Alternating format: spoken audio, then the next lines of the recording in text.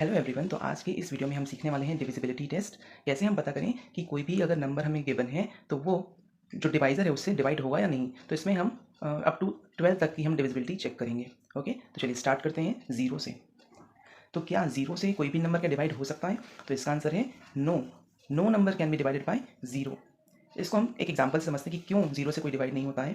पहले तो हम क्या करते हैं, हम कैलकुलेटर में हम देखते हैं कि अगर ज़ीरो से किसी नंबर को डिवाइड करते हैं तो क्या होता है। देखिए, जैसे कि हम यहाँ पर 5 को डिवाइड कर रहे हैं ज़ीरो से। तो 5 को जब हम ज़ीरो से डिवाइड करते हैं तो यहाँ पर क्या बताता है, कांट डिवाइड बाय ज़ीरो। या आप अपने कैलकुलेटर में चेक करेंगे तो बताएगा एरर। ऐसा क्यों?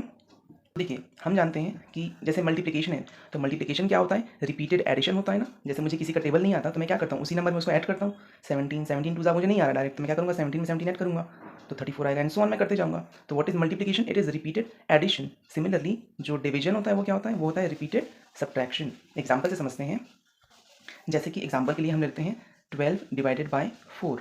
तो हम क्या करेंगे, 12 में से 4 माइनस किए तो आया 8, 8 में से 4 माइनस किए तो आया 4, 4 में से 4 माइनस किए तो आया 0। तो कितने स्टेप्स में 0 आया, 1 2 एंड 3। इसलिए जब हम 12 को 4 से डिवाइड करें तो क्या आता है, 3 आता है। एक और एग्जाम्पल देख लेते हैं, लाइक 24 डिवाइडेड बाय, मान लीजिए 3 है, तो इसका आंसर क्या होता है। वैसे मुझे पता है 3 8 ज़ा 24 होता है, 8 आता है, लेकिन ये रिपीटेड सब्ट्रैक्शन से सीखते हैं। तो 24 में से 3 माइनस करते हैं तो कितना आया, 24 में से 3 क्या, 21, minus 3 is 18, again minus 3 is 15, again minus 3 gives 12, then minus 3 we have 9, minus 3 6, minus 3 3, and minus 3 is 0। तो कितने स्टेप्स में एक बार काउंट करते हैं, 1 2 3 4 5 6 7 और 8। इसलिए इसका आंसर क्या होता है, 8 होता है। अब यदि मैं सेम कॉन्सेप्ट यूज़ करूँ जो हमने अभी कैलकुलेटर में पुट किया था, 5 डिवाइडेड बाय 0 के लिए, तो इसका आंसर क्या होगा, 5 माइनस 0 क्या आया, 5, अगेन माइनस 0 5, अगेन माइनस 0 5। तो हम लोगों ने इनको क्या किया था, कब तक किया था, जब तक 0 नहीं आया था। जब तक 0 नहीं आया था, क्या इसमें कभी मुझे 0 मिल सकता है? मैं जितने बार माइनस करूँ मुझे तो सिर्फ 5 ही मिलेगा। मैं इनफाइनाइट टाइम्स भी अगर इसको अगर कंटिन्यू करूँ तब भी मुझे आंसर नहीं मिलेगा। इसलिए any number divided by 0 is not defined, और we can not divide any number by 0। इसको एक और तरीके से हम बोल सकते हैं कि 5 को जब मैं 0 से डिवाइड करता हूँ तो 0 को एक बहुत बड़े नंबर से, एक अननोन नंबर है जिससे मैं डिवाइड करता हूँ तब जाके 5 आता है, और वो जो बड़ा सा नंबर है वो है इनफाइनाइट। ओके, तो 0 के लिए तो हमने सीख लिया कि no number can be divided by 0। अब आते हैं 1 की डिविजिबिलिटी में। तो ये जस्ट 0 का उल्टा है। 0 बोलता था कि मेरे से कोई भी डिवाइड नहीं होगा, और 1 बोलता है कि कोई भी नंबर लिया मेरे से तो डिवाइड हो ही जाएगा। मतलब 1 की टेबल में सभी नंबर क्या होते हैं, डिवाइड हो जाते हैं। Every number is divisible by 1।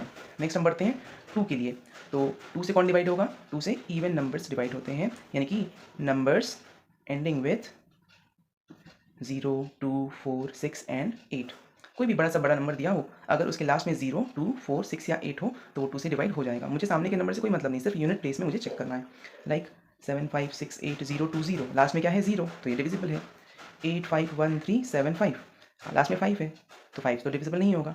Clear. Next हम आते हैं 3 की डिविजिबिलिटी में। तो 3 के लिए हम क्या करते हैं, 3 के लिए एक चीज़ हम सीखते हैं जो है डिजिट सम।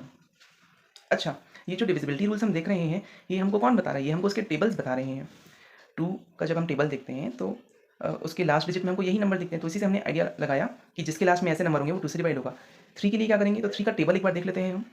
तो क्या पाते हैं, 3 में से 3 3 2 6 9 12 15 18 21 24 27 30। आगे बढ़ेंगे तो भी और आगे नंबर आते जाएंगे। अब एक बार चेक करते हैं जो हमने वर्ड लिखा है ना डिजिट सम, इसको एक बार चेक करते हैं। तो यहाँ तो 3 6 और 9 है, डिजिट सम यानी डिजिट का सम।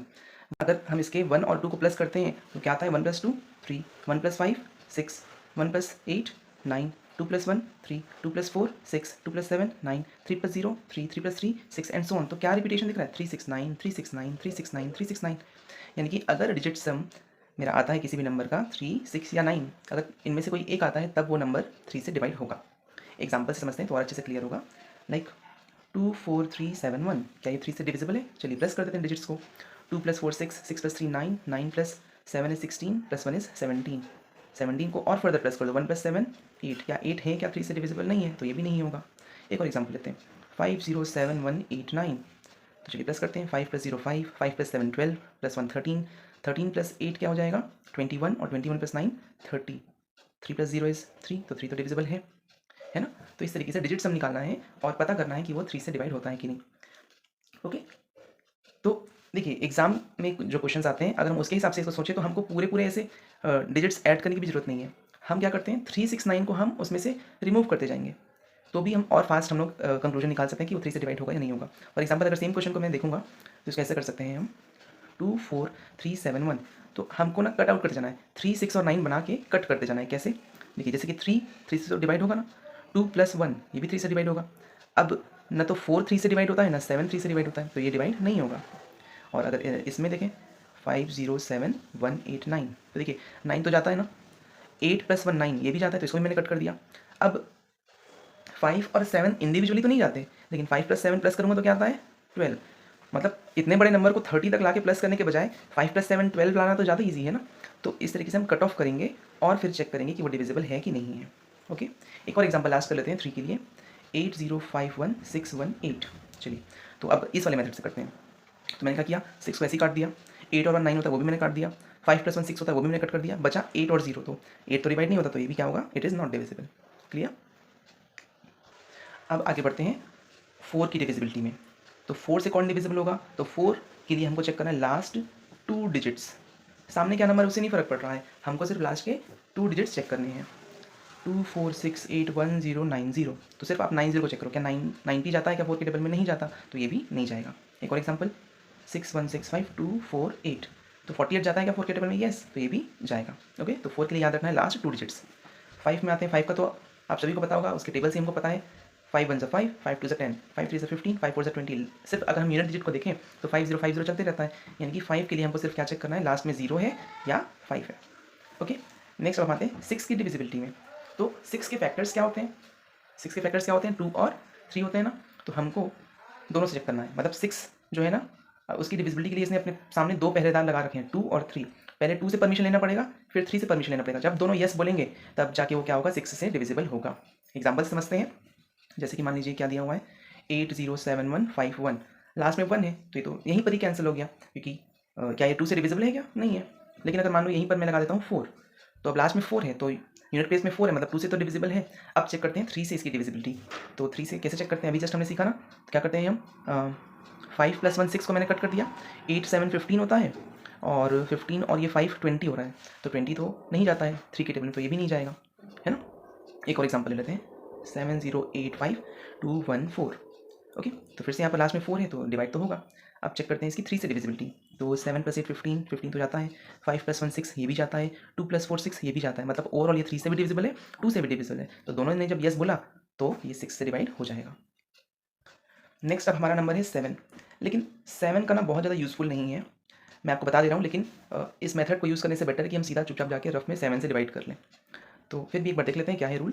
देखिए 756 है मान लीजिए, ठीक, तो हमको क्या करना है, यूनिट प्लेस को लेना है, उसका करना है इंटू 2, तो 6 2 का क्या होता है 12, और 6 का तो 12 बन गया। अब रिमेनिंग डिजिट्स क्या है, 75 है, तो 75 और ये जो 12 आया इनका हम लोग निकालेंगे डिफरेंस। तो चलो तो डिफरेंस निकालो, 75 में से 12, 5 में से 2 गया 3, और 7 में से 1 गया 6, 63। क्या 7 के लिए 63 जाता है, यस, तो ये भी डिवाइड होगा। एक और एग्जाम्पल ले लेते हैं, लाइक 91 है, तो 91 में क्या करो, जो यूनिट प्लेस में 1 है ना उसका करो डबल, तो 1 2 ज़ा 2, रिमेनिंग डिजिट क्या है 9, 9 में से 2 गया 7, 7 तो जाता है ना 7 के टेबल में, तो ये भी क्या होगा, यस। एक लास्ट देख लेते हैं एग्जाम्पल, लाइक 105 है, तो यूनिट प्लेस में क्या है 5, तो 5 को क्या कर दो डबल, 5 2 ज़ा 10, रिमेनिंग डिजिट्स क्या है 10, 10 में से 10 माइनस करने क्या आया 0, तो 0 भी तो डिविजिबल है ना, 0 से डिवाइड नहीं होता है, लेकिन 0 तो सबके टेबल में जाता है ना। तो इस तरीके से हम 7 का चेक कर सकते हैं। नेक्स्ट हम बढ़ते हैं 8 के में। तो अच्छा मुझे आप लोग बताइए 8 किसका बड़ा भाई है, 8 किसका बड़ा भाई होता है 4 का, है ना। तो 4 की डिविजिबिलिटी क्या थी, 4 क्या बोल रहा था कि मेरे से कौन डिवाइड होगा, या मेरे से डिविजिबिलिटी चेक करने के लिए आपको क्या करना पड़ेगा, लास्ट के 2 डिजिट्स चेक करना पड़ेगा। तो ये बड़ा भाई है, तो इसको थोड़ा सा तो एक्स्ट्रा चाहिए, ये बोलता है कि आप 4 के लिए लास्ट 2 डिजिट चेक कर रहे थे, मेरे लिए आप लास्ट 3 डिजिट्स चेक करो, ठीक है। एग्जाम्पल से समझते हैं 7 5 6 8 7 8 0, तो 7 8 0 सामने क्या उसे फर्क नहीं पड़ रहा है, लास्ट के 3 डिजिट्स को बस हमको चेक करना है। 7 80 आया, रफ में गए, इसको 8 से डिवाइड कर देते हैं, 8 9 ज़ा 72 बचा 6, नीचे उतरा 0, 8 7 ज़ा 56, तो ये तो नहीं जा रहा है, रिमेंडर तो 0 नहीं आया।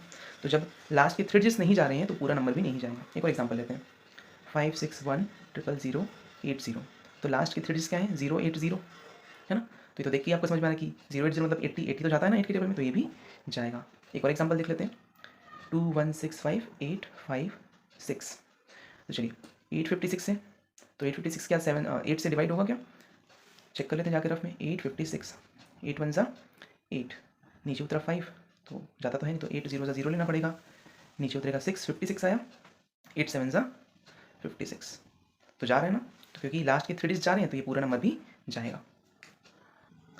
अब आते हैं 9 की डिविजिबिलिटी में। तो जैसे मैंने आपसे पूछा था 8 किसका बड़ा भाई था 4 का, वैसे ही आप लोग सोचिए 9 किसका बड़ा भाई है, 9 जो है वो 3 का बड़ा भाई है। तो 8 तो बड़ा भाई था, तो वो तो बोल रहा था कि मुझे कुछ ना कुछ एक्स्ट्रा चाहिए, लेकिन ये 9 है ना, ये बोलता है मैं तो अपने छोटे भाई जैसे ही रहूँगा।